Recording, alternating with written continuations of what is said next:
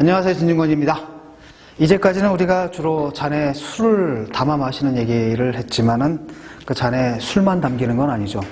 역사상 가장 유명한 잔에는 술이 아니라 독이 담겨 있었습니다. 이른바 소크라테스의 독배. 지금으로부터 약 2400년 전이죠. 소크라테스는 그 신성을 부정하고 청소년을 오도하고 다른 신성을 도입했다는 죄목으로 아테네 법정에 기소가 됩니다. 이 법정에서 벌어진 일은 그 유명한 플라톤의 저작이죠. 소크라테스의 변명이라는 책에 자세히 나와 있으므로 생략하겠습니다. 오늘날까지도 그 현장이 생생하게 전해지는데요. 거기서 이제 소크라테스는 이 세 가지 죄목에 대해서 조목조목 반박하고 자기 기소자들을 다 논리적 궁지에 몰아넣습니다. 하지만 항상 논리적으로 옳은 것이 사람들에게 마음에 드는 건 아닌 것 같아요. 배심원들의 마음을 돌려놓지는 못했고, 소크라테스가 사실상 거기에 기소된 이유도 그 쓸데없는 말을 해가지고 사람들 심기를 건드렸기 때문이거든요. 바로 그러니까 더 약이 오를 수도 있었겠죠. 아마도 그 소크라테스가 하나하나 조목조목 다 반박한 것이 배심원들을 더 화나게 했을지도 모릅니다. 그래서 두 번의 판결이 이루어져요. 먼저 유죄냐 무죄냐. 그래서 유죄 판결을 받죠. 그 다음에 이어서는 이제 형량이 나오는데 형량은 사형으로 떨어졌습니다. 그래서 사형 선고를 받고 마지막으로 그 유명한 말을 남기죠. 법정을 떠나면서. 하지만 이제 떠날 때가 됐다. 나는 죽기 위하여, 그리고 여러분들은 살기 위하여. 하지만 그 어느 쪽이 더 행복한 것인지는 오로지 신만이 안다 라는 말을 넘기고 법정을 떠납니다. 어떻게 보면 상당히 쿨하게 죽음을 받아들이죠. 근데 그 소크라테스가 죽음을 쿨하게 받아들일 수 있었던 데에는 아마도 죽음에 대한 독특한 관념이 있었던 것 같아요. 뭐라고 얘기하냐면 그 법정에서 그나마 자기 편을 들어줬던 그 배심원들 있죠. 그쪽을 향해서 얘기하기를 죽음이 영혼의 무감각이든 아니면 영혼의 이동이든 그 어느 쪽이라도 좋은 일이다. 다시 말하면 죽음을 영혼의 무감각이라고 본 거는 그 유물론적 견해거든요. 우리는 죽으면 아무것도 보지 못한다.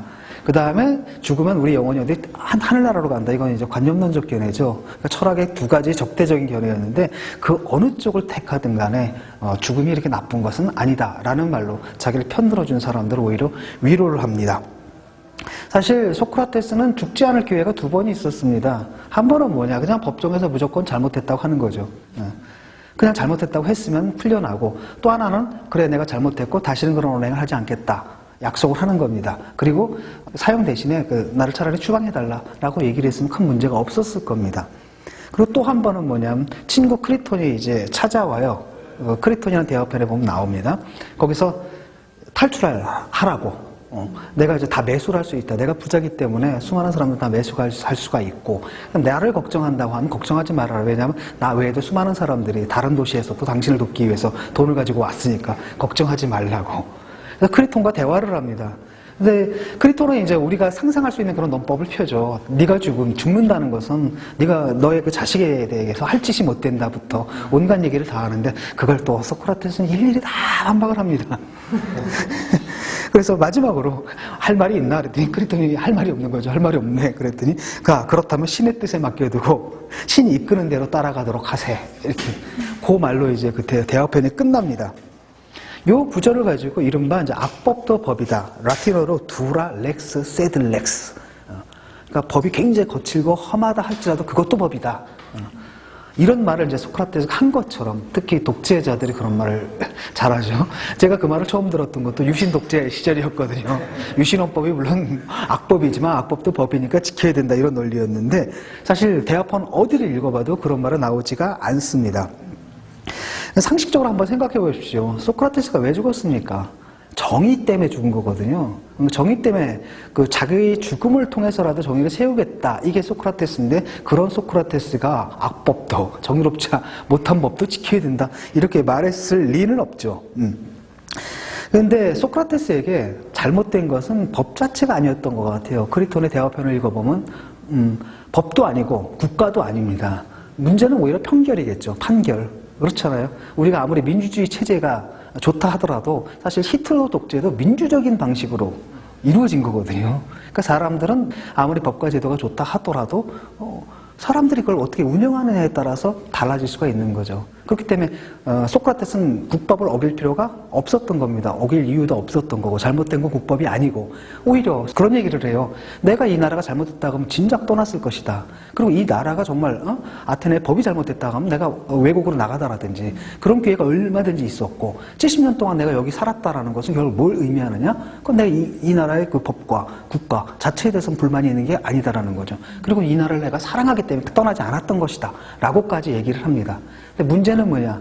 아무리 법과 제도가 제대로 돼 있다 하더라도 그것이 운영이 잘못된다면 결국 운영하는 주체들의 문제고 자기에 대한 판결 자체도 법과 제도라기보다는 그 판결하는 사람들이 자신들의 이성을 제대로 못 쓰는 거잖아요. 근데 소크라테스가 얘기하던 바가 바로 그겁니다.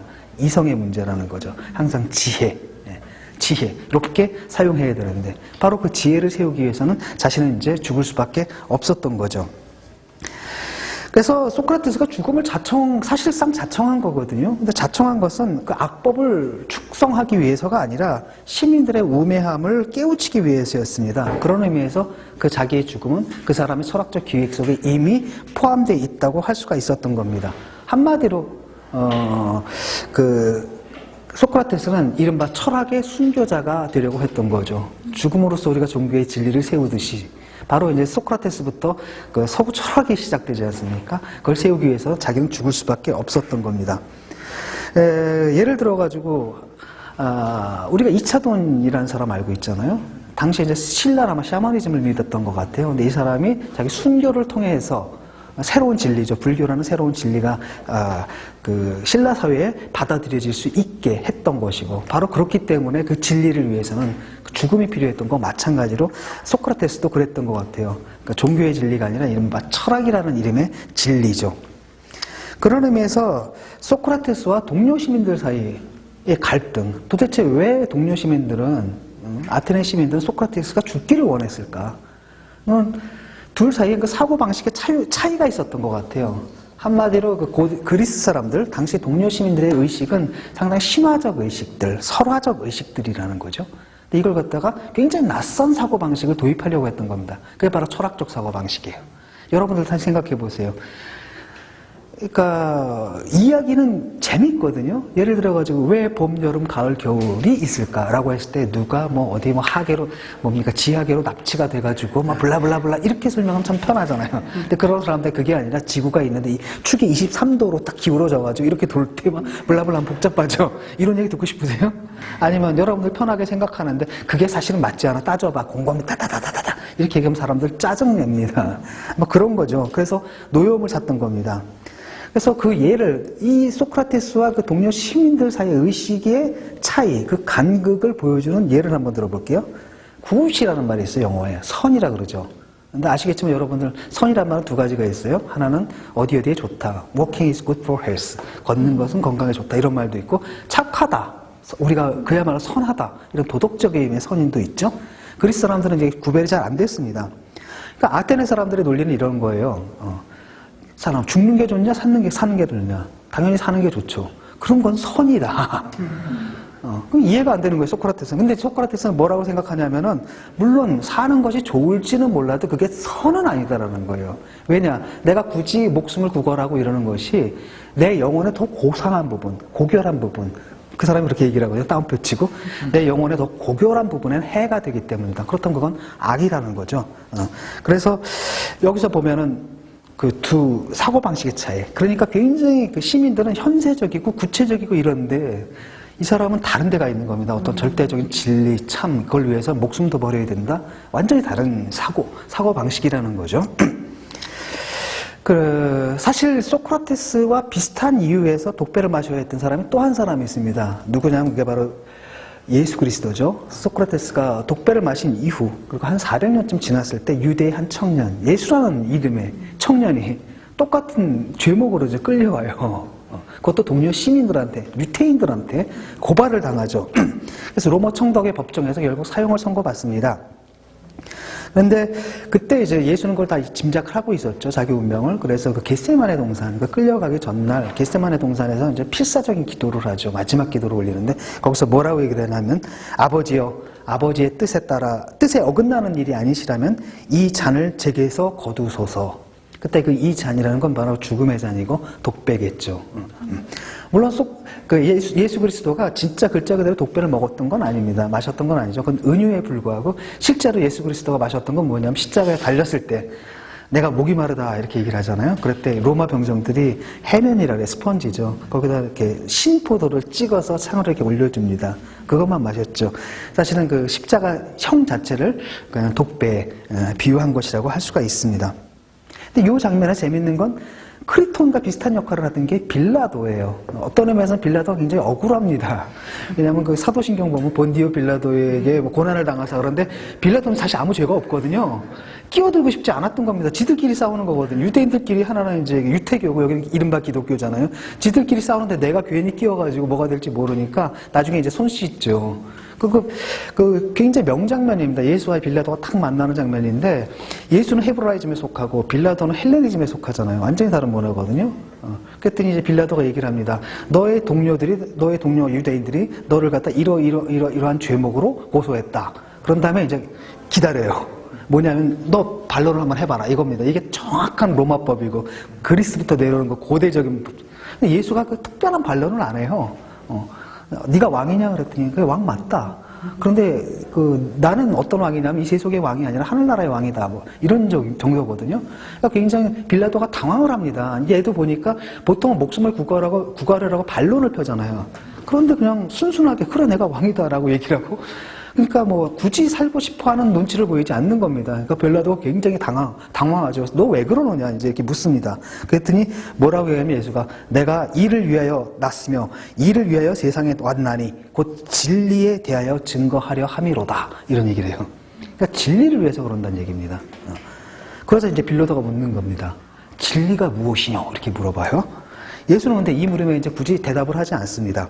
그런데 어쩌면 그 물음 자체에 답이 들어있는지도 몰라요. 왜냐하면 그 진리가 무엇이뇨? 이 말을 라틴어로 쓰게 되면은 quid, what이거든요. quid est는 비동사입니다. 그 다음에 진리는 veritas죠. quid est veritas, what is truth? 다 물어봅니다. 근데 이걸 갖다가 풀면은 아나그람이라 그러죠. 철자놀이를 합니다. 그럼 est 이다. 그 다음에 여기서 이걸 땁니다. 그 vi를 사람이란 뜻이에요.